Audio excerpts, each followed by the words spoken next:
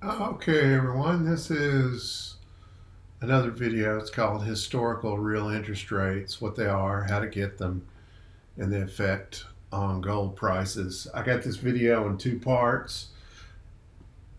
I've got a how to actually go get the data if you were interested in that.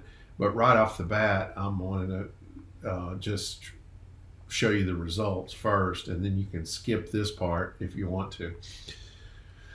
So, what are they? Here's what's meant by real interest rates. It's just simply the 10-year Treasury bill minus the CPI, consumer price inflation. And here's the formula. I just made up a formula. I don't know if this is the one that is the official formula, but this 10-year rate yield minus the CPI. And to use this example, which is the current day's yield on the 10-year Treasury bond. In other words, you go out and buy a 10-year Treasury bond, you're going to get 1.5% return on it. And yet the CPI is 6.2%. So when you subtract those two, you get a negative real interest rate. And that is kind of rare historically because it's kind of an anomaly. You would want the yield on the bond to be more than the CPI because you're losing 5.3% here. So why buy it, in other words? And in fact, the only people that buy them are the main purchaser of these bonds, 10-year Treasury bonds, is the Federal Reserve. And they're doing that to actually keep the yield on them down. But that's not what the purpose of this video is.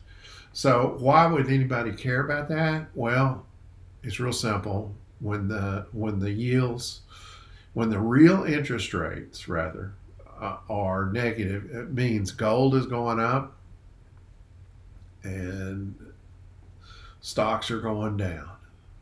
It's hard to get away from that. And this is a graph of the real interest rates. And what this graph is just simply the 10-year Treasury data minus the CPI, and then that yields this graph. And you can see that when you subtract the two, there are time periods when it goes negative, below 4% even. And this is back in the late 70s, the end of the decade, from about 75 to 1980. And you can see the pattern of what happens here. This is new to me as well. So it goes down, up, and then down. But over this time period, gold ran up 24 times from something like 35 to 850. Now, the more recent time period when gold ran up to its high of 1900 was in 2011, and you can see the same pattern took place there. It dipped below the negative part, and during that time period, gold ran up 4 times, but it didn't go as deep as it did back here. And it recently is starting to go do what it did in the 70s. So we haven't had stagflation or even significant inflation since the 70s, but it's kind of starting up again. So that's the thing that I observe here, and so that makes me think I'm going to go ahead and do it real quick. It's going to be a ridiculous amount, but if I take gold's price right now at 1800, which that means right there, and I were to say that, use that 24 factor right there, I am going to, oh, excuse me, 1800. Just always try to, at least I do, is when I see an opportunity to calculate speculate on the price of gold, I'll do it. And that is by far the biggest number I've ever got for gold. Here is the number 6,300 for gold is what I came up with, that I'm kind of sticking with. The reason I brought this up is I've done a lot of videos on this, but this shows the literally parallel lines here on this schematic anyway, between the stagflation period of the late 70s and the time period we're in. So it's kind of not surprising that we're just now, here in 2021, we're seeing this thing dip below -4%. So if you want to drop out there, you can. The rest of this is how to. And the reason I'm doing this is because I saw this on a video, took a screenshot of it, and I wanted to duplicate it. So if you wanted to duplicate it as well and get at the data, you might want to continue watching. So that's what the rest of the video is about. And you can see that these are both the same thing. Basically, this is just the Excel spreadsheet screenshot that I have. Here's the instructions on how to do this. And you can pause the screen and read that.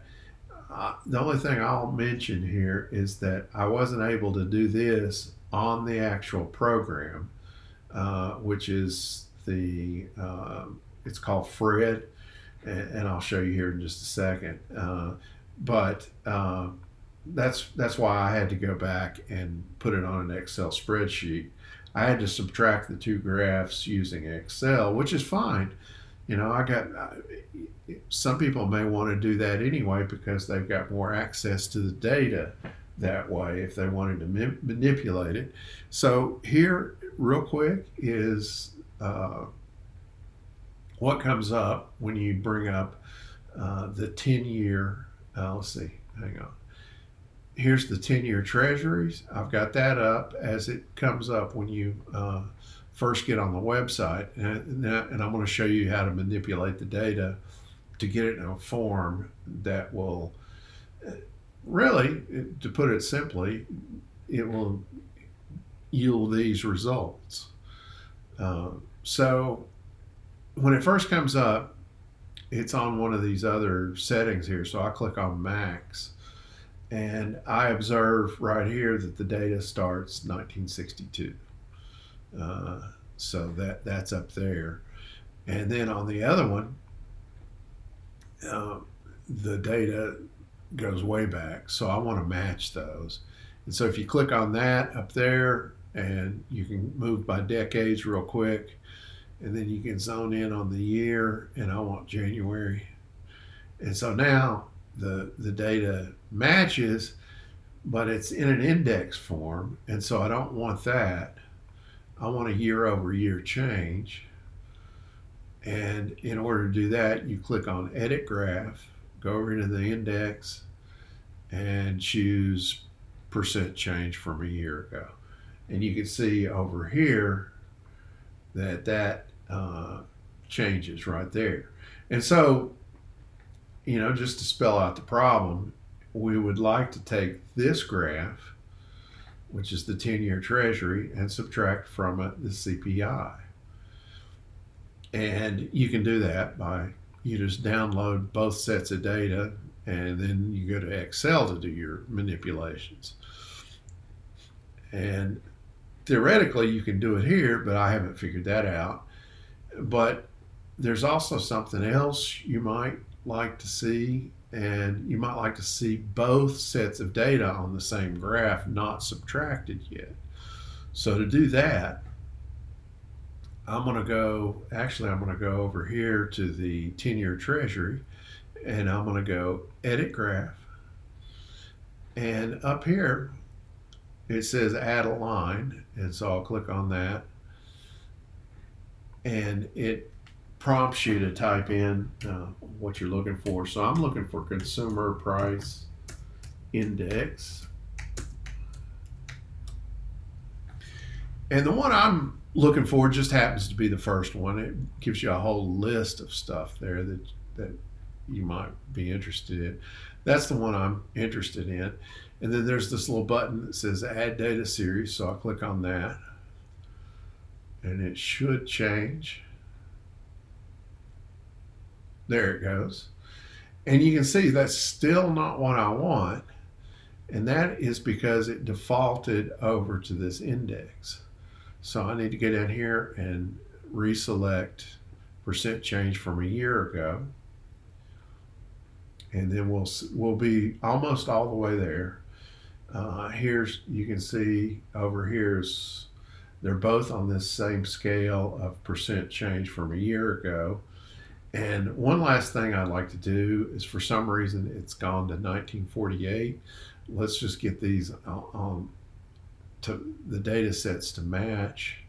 So I go over here and I know they both start, well, the other one starts at 1962, and now I've got them both starting at the same time. And there you've got two graphs before you subtract them, which is the best I can do on this website. This is the FRED economic data website by the government. It's the official website. And, just possibly you could just download this one and not have to hit the download button twice, but that doesn't matter. Anyway, so there's both data sets. If you wanted to look at that, I found the most value in this particular one by looking at the difference. That seemed to be the most predictive. But anyway, good luck with whatever you're doing, and I'll catch you on the next video.